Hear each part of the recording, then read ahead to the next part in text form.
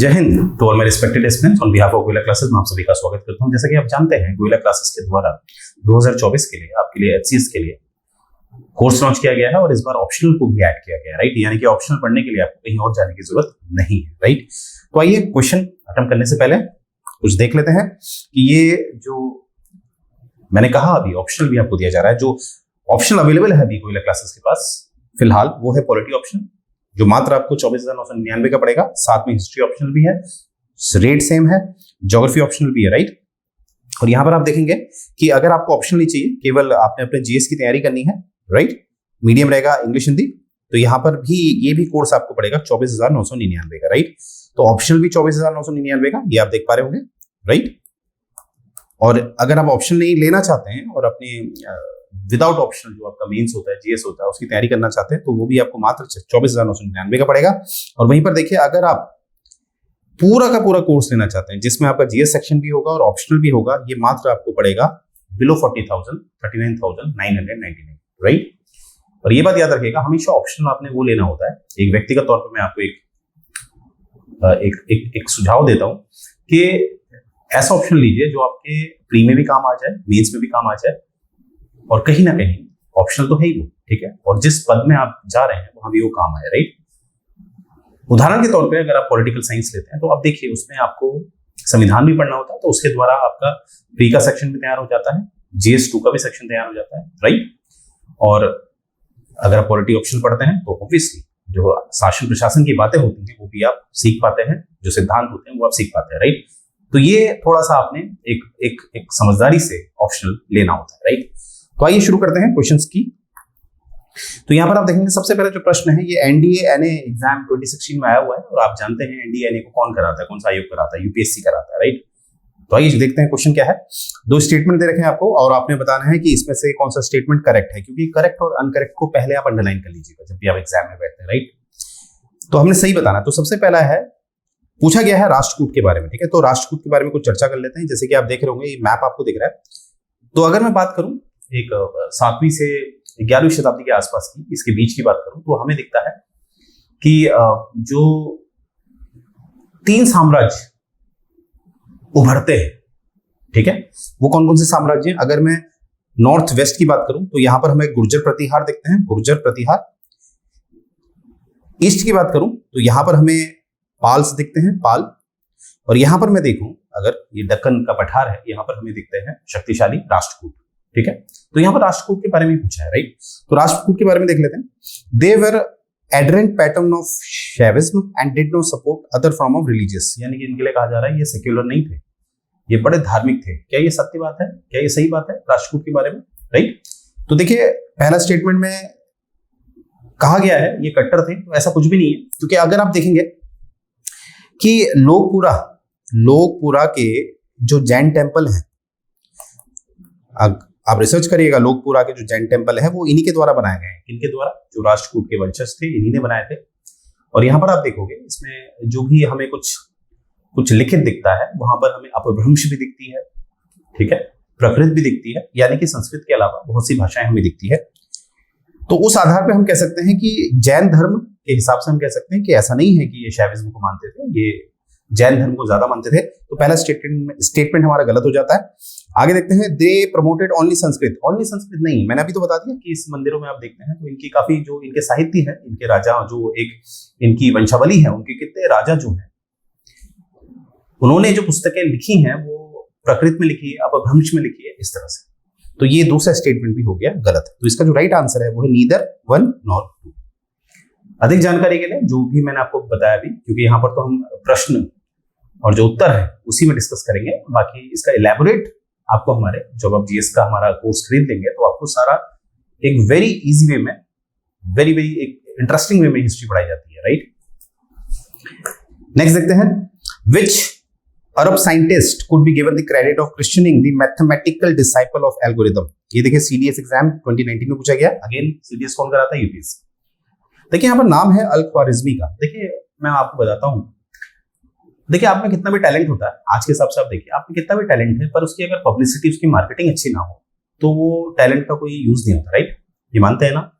तो ऐसा ही कुछ हमें यहाँ भी दिखता है। अगर मैं डेसिमल सिस्टम की बात करूं तो दशमावली था, है, मतलब दशमावली जो तंत्र है, जो डेसिमल सिस्टम है हमारे मैथ्स में इस्तेमाल किया जाता है, गणित में, वो कहीं ना कहीं माना जाता है 5वीं 6वीं शताब्दी में भारत में ही आ चुका था, यानी कि भारत इसका जनक है।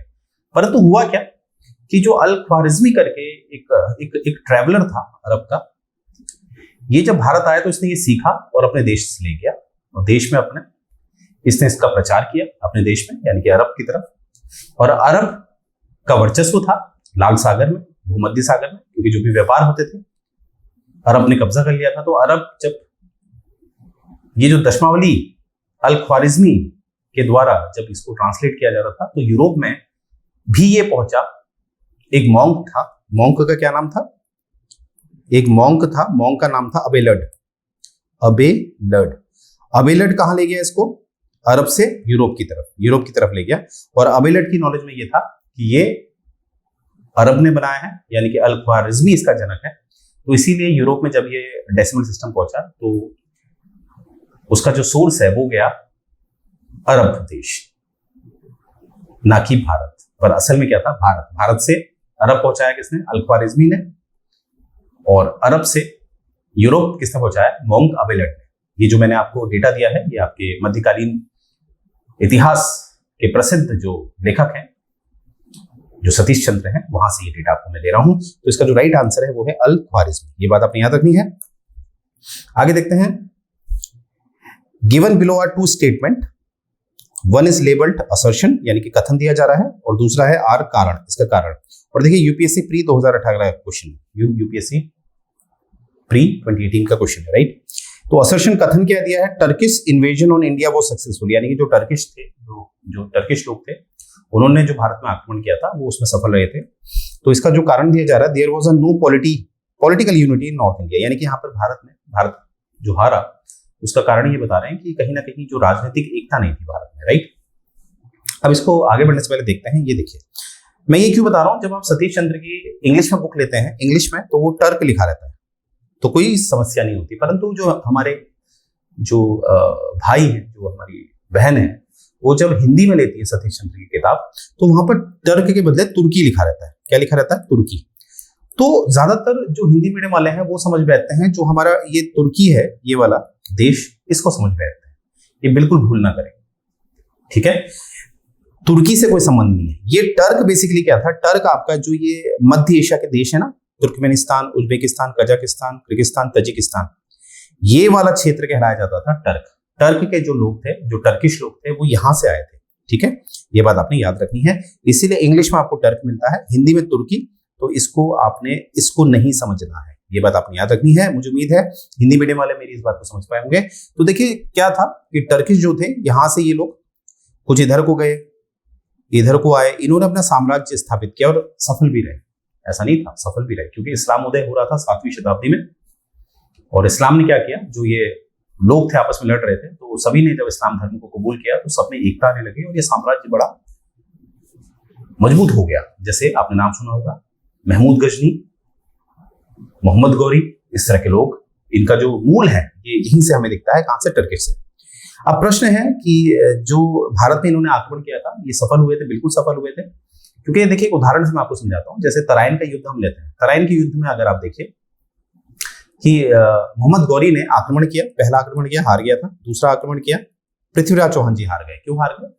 क्योंकि आपने देखा था दूसरे युद्ध में, जो तराइन का दूसरा युद्ध था, तो पृथ्वीराज चौहान ने मदद मांगी थी अन्य राजपूतों से। खासकर अगर मैं गढ़वाल की बात करूं, जो कन्नौज के गढ़वाल थे, जिनका राजा था जयचंद, उसने बिल्कुल मना कर दिया। कारण ये माना जाता है कि तो चंद्रबरदाई ने जो पृथ्वीराज रासो लिखी है, उससे हमें पता चलता है कि जयचंद जो एक गढ़वाल का शासक था, उसकी बेटी संयोगिता को भगा कर ले गए थे। कौन? दिल्ली के चौहानों के राजा पृथ्वीराज चौहान या पृथ्वीराज तृतीय। तो इसीलिए आपसी विवाद था। अब देखिए आपसी विवाद था तो ठीक था, जब बाहर वाले ने आक्रमण किया तो अपने आपसी विवाद को भूल के एकता दिखानी चाहिए थी, तो इतिहास ही कुछ और होता है। परंतु आपसी तालमेल नहीं था। इस कारण क्या हुआ, कोई बाहरी व्यक्ति आया और उसने हराया, और दिल्ली में गुलाम वंश हमें वहां से दिखता है, क्योंकि मोहम्मद गौरी का ही गुलाम था कुतुबुद्दीन ऐबक। उसने क्या किया था, गुलाम वंश की स्थापना कर दी दिल्ली में, राइट, 1206 में। तो यहां से हमें क्या पता चलता है, बिल्कुल there is no political unity. अभी मैंने बताया जयचंद और पृथ्वीराज चौहान के बीच हमें दिखता है कोई भी एक एक एक एकता नहीं दिखती है, राइट। तो इसीलिए आप देख रहे होंगे कि दोनों ही सही है। जो पहला बताया जा रहा है कथन, उसका जो नीचे वाला कारण है बिल्कुल सही है। तो जो इसका आंसर है वो है A, both A and R are true and R is the correct explanation of A, right. तो ये बात आपने याद रखनी है। आगे देखते हैं, अल बिरूनी किताब उल हिंद। अल बिरूनी की किताब है किताब उल हिंद, ये किसने लिखी है? ठीक है, ये आप देख पा रहे होंगे किताब उल हिंद, ठीक है। तो सबसे पहले हम देखेंगे कि ये जो अल बिरूनी है ये किसके दरबार में था? ये था महमूद गजनी के दरबार में, महमूद गजनी के दरबार में था, ठीक है, जो कि भारत में आता है 1017 AD में माना जाता है, भारत में आता है, राइट। क्योंकि आप जानते ही हैं जो हमारे महमूद गजनी का समय काल है वो माना जाता है 1998 से लेके 1030। ये सतीश चंद्र के हिसाब से मैं आपको डेटा दे रहा हूँ, क्योंकि अलग अलग किताब कभी अलग अलग लिखती है, इसीलिए आप में से कोई शायद मेरी बात से सहमत ना हो पाए, इसीलिए मैं आधार जरूर दे देता हूँ कि सतीश चंद्र के हिसाब से जो महमूद गजनी का कार्यकाल माना जाता है 1998 से लेकर 1030 तक माना जाता है, राइट। तो ये चीज याद रखिएगा कि अल बिरूनी किसके दरबार में था या किसका कोर्ट पोएट था, वो था महमूद गजनी का। क्योंकि बहुत सारे लोग मोहम्मद गौरी कहते थे, देखिए महमूद गजनी अलग है, मोहम्मद गौरी अलग, राइट। महमूद गजनी 11वीं शताब्दी में हमें दिखता है, वो भी 11वीं शताब्दी के जो अगर मैं 11वीं शताब्दी को दो में विभाजित करूं तो उसके पहले भाग में हमें दिखता है, और वहीं पर जो मोहम्मद गौरी है वो 12वीं शताब्दी में हमें दिखता है, राइट। तो ये बात आपने याद रखना है। तो इसका जो राइट आंसर है वो है अरेबिक। कौन सी भाषा? अरेबिक। ये बात आपने याद रखनी है, वेरी वेरी इंपॉर्टेंट। अब हम देखते हैं, Ibn Battuta went to China as a envoy of which of the following, यानी कि इब्न बटूटा को एक दूत के रूप में भेजा किस दिल्ली के सुल्तान ने? देखिए इसका जो राइट आंसर है वो बताने से पहले मैं इब्न बतूता के बारे में बता दूं। ये एक भारत का निवासी नहीं था, ये एक मोरक्को आप जानते ही हैं, जो हमारा अफ्रीकन कॉन्टिनेंट है, वहां का एक देश है मोरक्को, वहां से ये भारत आया था। और जब ये भारत आया था उस समय भारत की गद्दी पे बैठे थे मोहम्मद बिन तुगलक बैठे थे, और मोहम्मद बिन तुगलक इनसे काफी प्रभावित हुए थे। तो मोहम्मद बिन तुगलक के दरबार में ये काफी समय तक रहे, और मोहम्मद बिन तुगलक ने इन्हें राजदूत बनाकर कहाँ भेजा? चाइना। तो आंसर तो आपको मिल गया है, इसका जो राइट आंसर है वो है मोहम्मद बिन तुगलक। अब देखिए यहाँ पर मैं एक पिक्चर लेके आया हूँ आपके समक्ष, क्योंकि इतिहास में मैं हमेशा कहता हूँ कि आपस में लिंक होगा तभी इतिहास पढ़ने में मजा भी आता है, समझा भी जाता है। तो यहाँ पर आपको दिखता है दौलताबाद का किला, जिसे भेदा दुश्मन के लिए मुश्किल था। जैसे ये दौलताबाद का किला के लिए कहा जाता है कि सबसे मजबूत किला था, इसको भेदना दुश्मन के लिए बड़ा मुश्किल था। तो दौलताबाद आप जानते हैं आज के समय पे ये महाराष्ट्र जो हमारा स्टेट है वहां पर ये पड़ता है। और दौलताबाद के बारे में मैं यहाँ क्यों बता रहा हूँ, क्योंकि दौलताबाद मोहम्मद बिन तुगलक ने क्या किया था, अपनी राजधानी को शिफ्ट किया था, स्थानांतरित की थी, कहां से? दिल्ली से दौलताबाद के लिए। अब आपको भी सर इसमें कौन सी बड़ी बात है? बड़ी बात यह थी कि इसने राजधानी शिफ्ट करी और अपने साथ दिल्ली की जितनी भी जनता थी, जितने भी लोग थे, 50% लोगों को अपने साथ ले गया। चलो भाई, अब आधे लोग तो रास्ते में ही दम तोड़ दिया, गर्मी का समय था, गर्मी में ले गया।